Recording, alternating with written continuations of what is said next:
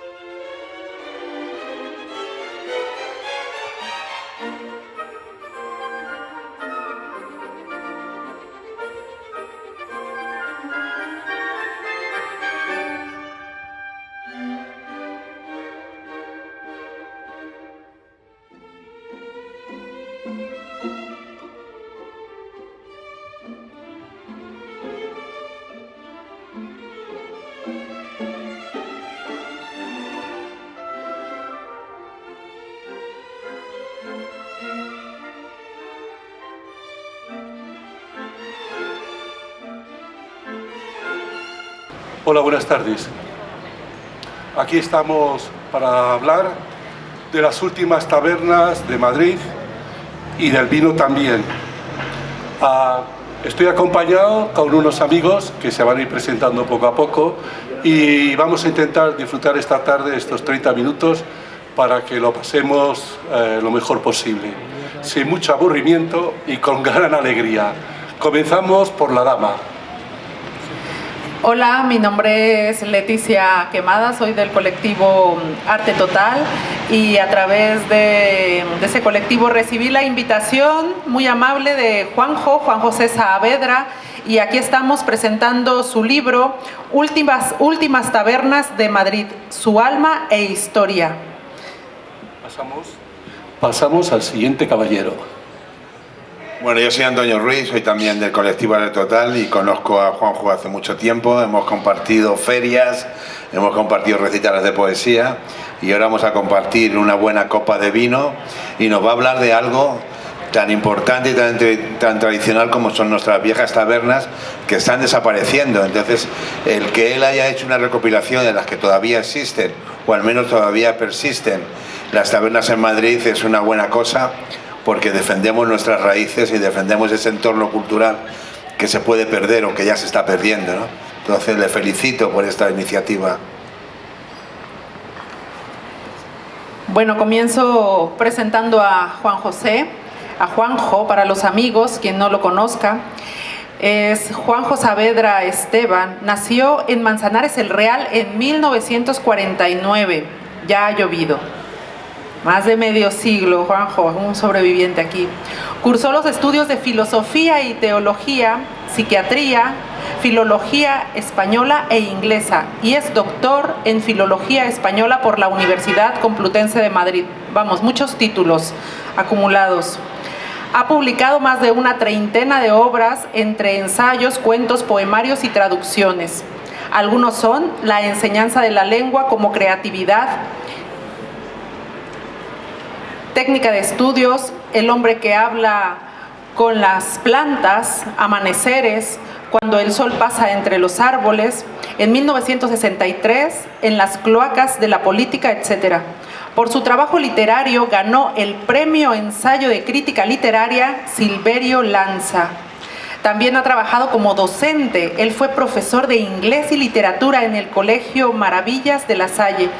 Ha sido profesor de didáctica de la literatura en la UNED y profesor invitado de psicología cognitiva en la Universidad de Tarragona.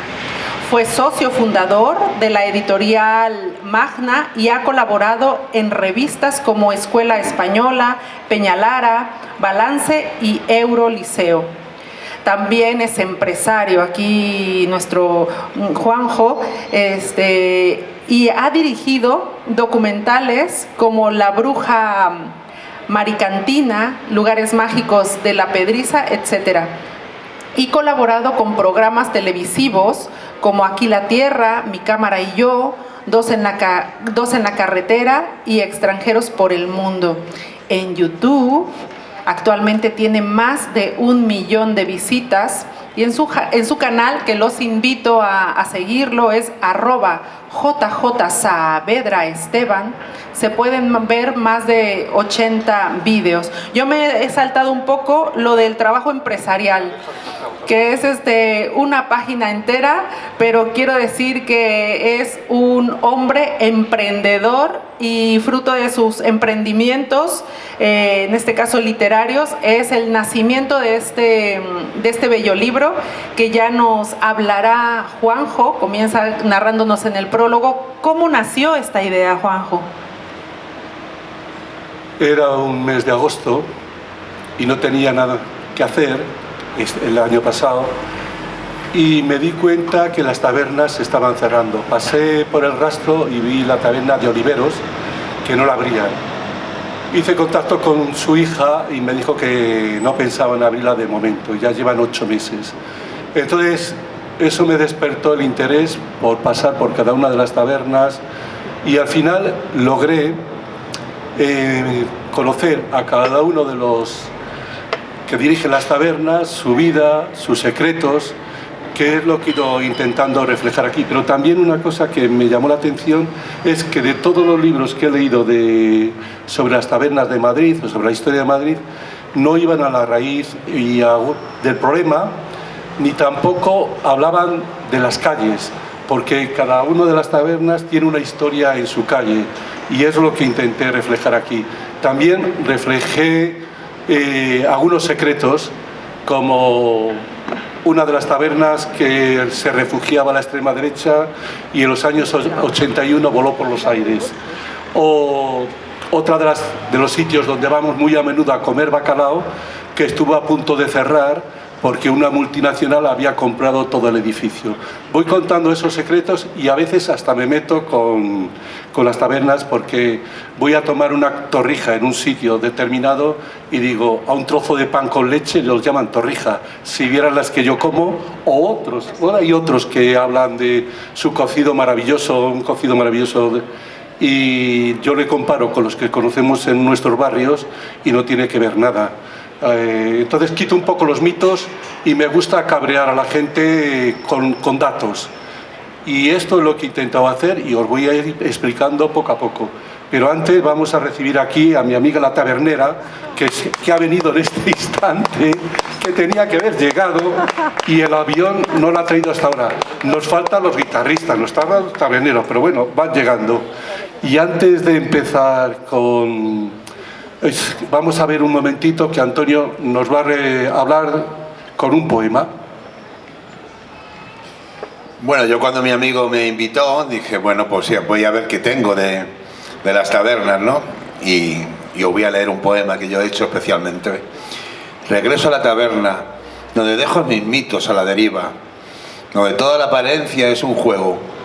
Bebo, no hay lágrimas resecas, solo el viento que espanta nostalgias. Tomo aliento y en el cristal de mi copa la realidad está desnuda. Por eso escribo en esta mesa de tosca madera, donde soy vulnerable a la magia y a la dulzura, a lo efímero y instantáneo. Qué gran escenario para dejar el corazón abierto a esas muchachas que me miran más de la cuenta. ¿Qué le pasa al poeta?, murmuran, y voy y las abrazo. El bar despierta mis destrezas, los puntos suspensivos donde contemplar 2 veces, dejando el rostro a la suerte, a los sueños. Aquí saco mi certificado de existencia y atestiguo que existo. Camarero, qué cómodas profecías me sirve hasta que el cuerpo aguante. Aquí tengo mi salvoconducto, donde la buena voluntad es hospitalaria y mi santo y seña sabe de acrobacias inevitables. Aquí me encuentro casi siempre, en este peregrinaje voluntario, donde me libro de mis fobias y me entrego rehén a estas alturas reflexivas, dejándome vencer por las dulces tentaciones, donde no dan más explicaciones que estos espejismos que buscan la utopía como una combinación de la armonía. Gracias. junto a la escritura, siempre hay un fotógrafo que cuando hago de temas de historia, intento meter algunas fotografías. Entonces también las personas que te acompañan necesitan un homenaje. En este caso, junto al texto, os lo voy a comentar, añado algunas fotos que he realizado con Sergio, que es fotógrafo. El día más intenso es el que realizamos la mayoría de estas fotos del libro. Fue un día de marzo. Comenzamos a las 11 de la mañana y terminamos a las 6 de la tarde. Empezamos fotografiando en nuestro paseo cada rincón del centro de la ciudad, como el barrio de las Letras, Lavapiés, La Latina. Fuimos respirando el ambiente de sus calles y descubrimos cosas interesantísimas. Las primeras fotos que hicimos comenzaron en Los Galayos. Está situado en la calle Botoneras. Es una calle pequeña entre la Plaza Mayor y la calle Imperial. Esta calle forma y toma su nombre del gremio de las trabajadoras que se situaban en ella. Enfrente está El Ideal, un lugar tradicional y popular con el mejor bocadillo de calamares de Madrid. Seguimos andando hasta llegar a Casa Paco. Allí tomamos su vino de Valdepeñas, queso Roquefort y chicharrones. Aquí fue donde Orson Welles y Hemingway y Ava Gardner se aficionaron a este vino viejo. Para borrar nuestros pecados, entramos en el monasterio de las religiosas jerónimas. Por eso he traído los polvorones de las religiosas jerónimas. Y allí nos borramos un poco los pecados y salimos de la iglesia. Y llegamos a la calle del Codo y nos encontramos con una puerta y dejamos que se abriera, pero no pasamos por si no nos dejaban salir. Después de comprar los mantecados, nos dirigimos a Casa Ciriaco. Esta taberna fue fundada en 1897 con el nombre de Casa Laviñas. Era un almacén de vinos. Bajamos a su bodega, hicimos fotos de muchos de los rincones y de una de colección de vinos de 1917. Yo, para gastarles una broma, hice como si fuera a abrir la botella y rápidamente vino el encargado y dice: no se puede abrir. Digo, pues entonces la dejo. Y la iba a arrojar para engañarle y se pegó un susto porque era una botella de 1924, creo que era eso. Bueno, pues seguimos ahí haciendo fotos de cada una de las tabernas y después de terminarlo recogí, hice un esquema. ¿Qué considero taberna? Considero taberna al lugar que vende vinos y tiene un mostrador. De esas ya han desaparecido, podríamos hablar solo de dos. Casi todas se han transformado y ahora son cafeterías o restaurantes, pero algunas siguen conservando esa nostalgia. Para mí es la primera. La primera de las tabernas es la de Antonio Sánchez, es de 1787. Y si entráis en ella, descubriréis un ambiente del 18. Descubriréis, hay un pasillo que te lleva al fondo, que es lo que han hecho la mayoría de las tabernas. En ese fondo lo han transformado en restaurante. Después os hablo de Casa Alberto. Casa Alberto es la que tenéis en la calle de Huertas.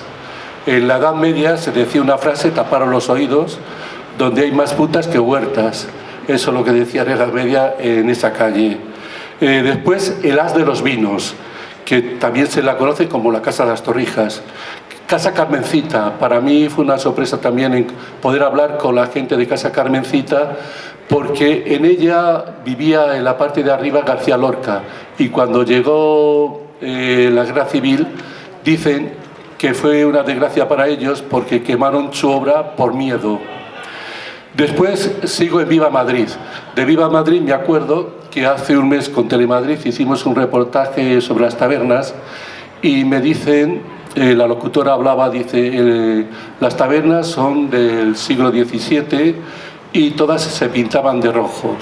Y entonces, con un poco de mal genio, digo, mirad, las tabernas en el siglo XVII no había un hueco en las paredes donde una casa y allí vendían el vino del pellejo o del barril, pero como taberna no existía. Y en cuanto al color rojo, fue una invención de nuestro amigo, el de Fortunato y Jacinta, que no me acuerdo ahora, Benito Pérez Galdós. Pues Benito Pérez Galdós se le ocurrió decir que de la de Puerta Cerrada hacia Puerta de Toledo, había 200 tabernas pintadas de rojo. Y si vais a la historia y miráis las 200 tabernas, eran 30. Y de pintada de rojo, nada. Se pintaba lo que uno tenía a mano.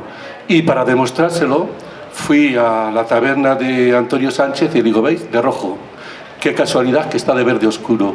Y al llegar a Viva Madrid, digo, pues veis, aquí también pinta de rojo, solo hay azulejos, porque a partir del siglo XX se puso de moda poner las tabernas de azulejo. De ahí pasamos a Casa Oliveros. Oliveros es una lástima, que me hubiera gustado que hubiera estado su hija aquí, para que nos contara cómo vivió su vida, desde los 12 años, cómo servía con su padre, pero me ha dicho que era imposible estar. Luego pasé a Casa Labra. De Casa Labra os cuento algunos secretos familiares, como estamos en la 4ª generación.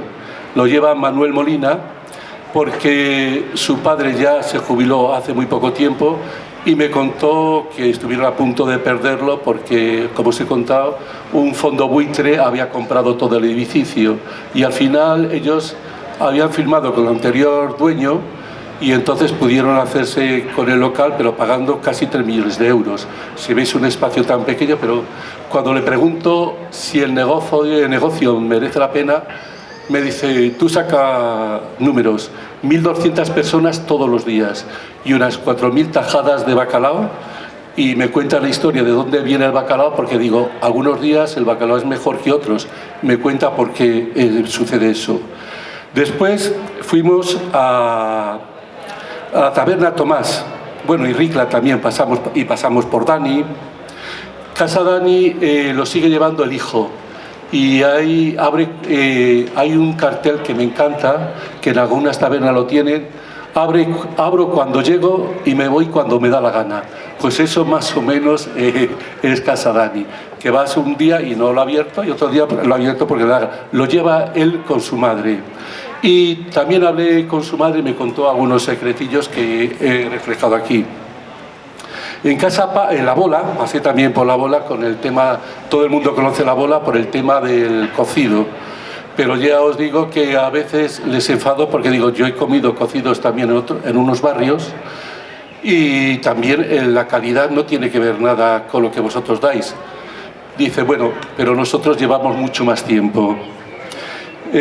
Casa Ciriaco también es muy interesante, todo lo conocemos por la gallina que hacían desde siempre y sobre todo por la historia, donde el anarquista tiró la bomba, y hoy os voy contando esa historia. Casa Zoilo, para mí es la taberna, está en Lavapiés, más underground. Siempre que voy allí veo algo distinto de lo que veo en las tabernas del centro. Y después voy a la taberna El Guitarrista o El Comunista. Esta ya es del 1888.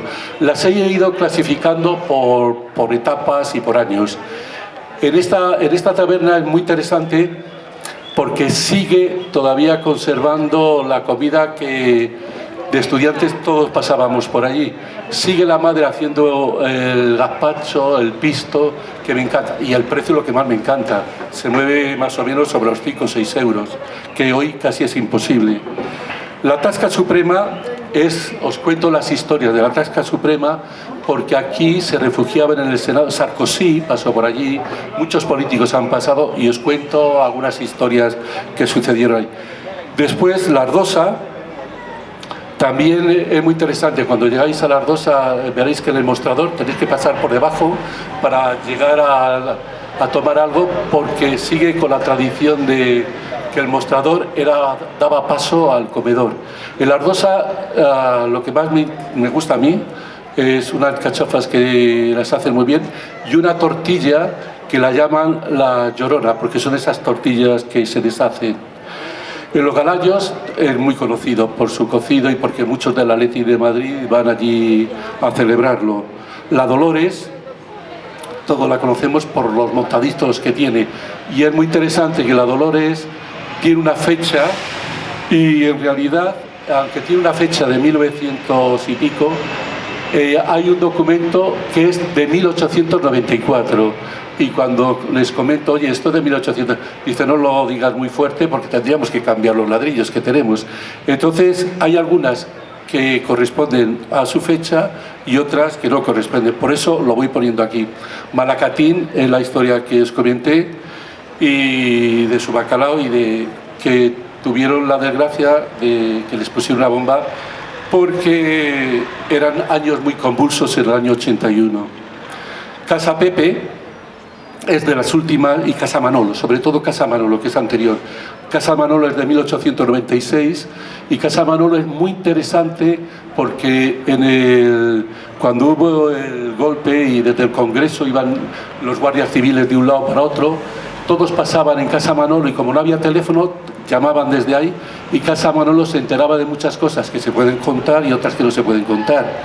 Y yo cuento algunas en el libro. Y termino con Casa Pepe, que ha ido cambiando, que hay una casa de baños al lado y ha ido cambiando de dueños y voy contando un poco su historia. Y para no aburriros, vamos a escuchar otro poema que nos queda muy poco tiempo y os cuento algo más. Siempre en el bar, en la pequeña bodega, mirando el color rojo del vino, el jamón con su corte y las aceitunas sobre el plato, ante el grito de los que cantan las 40. El olor de la cafetera, uno aquí se evade, intentando encontrar el rastro a las paredes, donde romper en el tiempo los ecos del aire. En ese ritual infinito, donde no hay liturgia, aquí se brinda y se festeja la resaca. Uno sabe por qué bebe. Yo busco ese punto de reflexión donde el bar y yo tenemos frases grabadas en la piel, donde el vino corre sin prisas, despuntando el alba, entre el paladar y ese desnudo gesto de luz. Aquí uno puede volar y aferrarse al vuelo de los sueños. Baco te mira y no te da la espalda.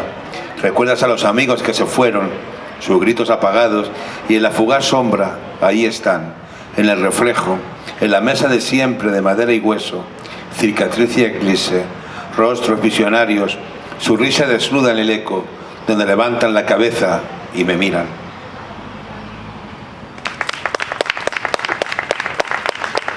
Como en media hora no se puede contar todo, al final en el libro, al final os voy contando algunos secretos que he ido aprendiendo de los cocineros.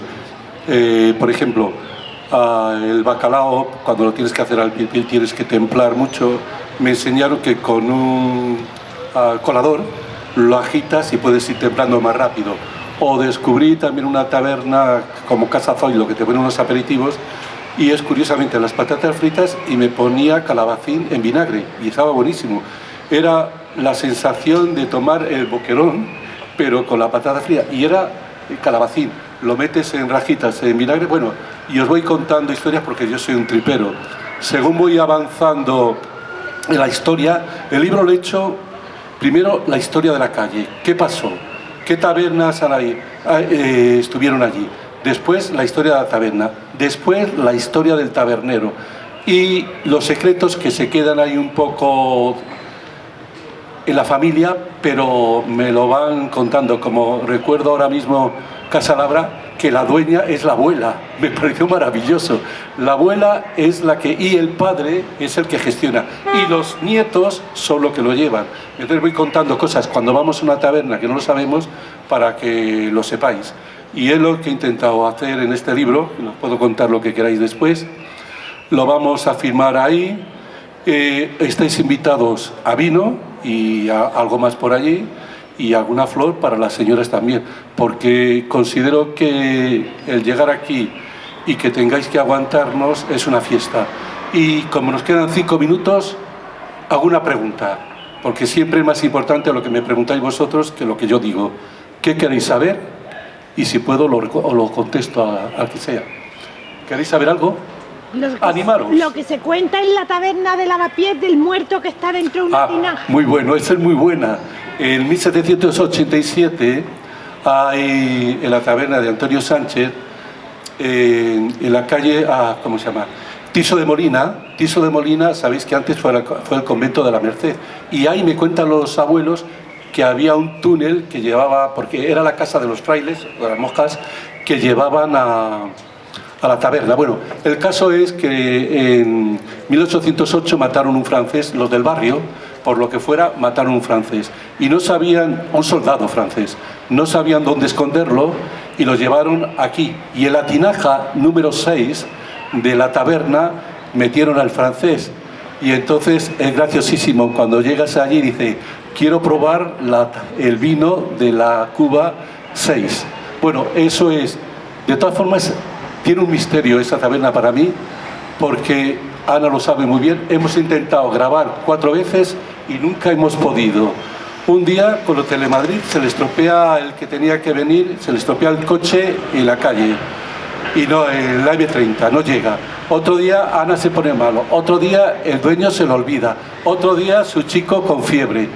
Yo creo que llevamos 4 meses para intentar grabar, porque lo que queremos hacer, lo que quiero hacer es un documental donde, como tengo ahí 1 millón de visitas, para que seáis vosotros 1 millón y algo más, en el documental podáis ver la historia de las tabernas, y eso es lo que he pretendido. ¿Alguna pregunta más? ¿Cómo me enrollo, Sería esta: ¿qué papel han jugado las tabernas en la vida social y política de Madrid en diversas épocas de la historia, en diversos momentos de la historia? Eso lo recojo también en la parte antropológica o social. Las tabernas es curiosísimo, porque era, bueno, lo sabéis, los que sois de pueblo también, o en la misma ciudad, o en los barrios, ahí iban todos a charlar de sus cosas, sobre todo de lo que les inquietaba. Y lo que me llamó la atención, que la Iglesia y los partidos políticos iban a buscar sus clientes a las tabernas, porque es donde los encontraban. Posiblemente, si habían bebido mucho, pues dirían arriba España, o dirían cualquier cosa, pero ahí donde se afiliaban, y sobre todo después de 4 o 5 charlas de vino te afilias a cualquier partido. Pero era muy interesante. Lo vais a recoger ahí, porque la labor social de las tabernas, yo que he sido hijo de un tabernario, porque mi padre me llevaba desde los 12 años a la taberna con él, y recuerdo lo que se discutía del momento. El momento era para discutirlo, para compartirlo con los compañeros y luego tomar decisiones. Ahí hablo de la formación del Partido Socialista, ahí en Casalabra. Ahí os voy contando cada uno de los pasos, que curiosamente hace poco tiempo también el presidente estuvo con Évole en un programa hablando de estas historias. Bueno, como tenía hasta y media hemos cumplido. Muchas gracias, y estáis invitados a un vino y a lo que queráis. Gracias.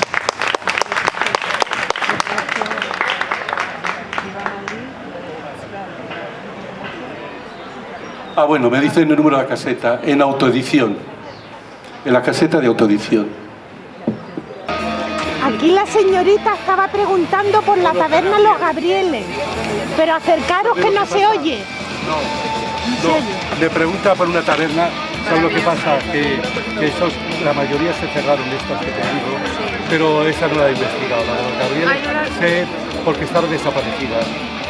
Solo las que estaban abiertas todavía. Ah, es que eso no está bien. Todas las que están abiertas, no sé nada, ¿no? Las que han cerrado no puedo hacer nada. Sí, efectivamente. Ay, no se puede investigar ni nada, ¿no? Pues tiene yo. Ya que me lo has dicho, te lo contaré. Ah, vale. Vale. Ahora vamos Gracias. a ver, ¿de dónde está? Ahí en la... sí, autorizaciones.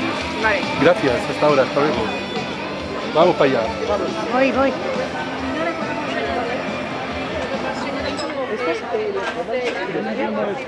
Bienvenidos una vez más a la 8ª Feria del Libro de Puente Vallecas. Muchas gracias a todos y a todas por venir.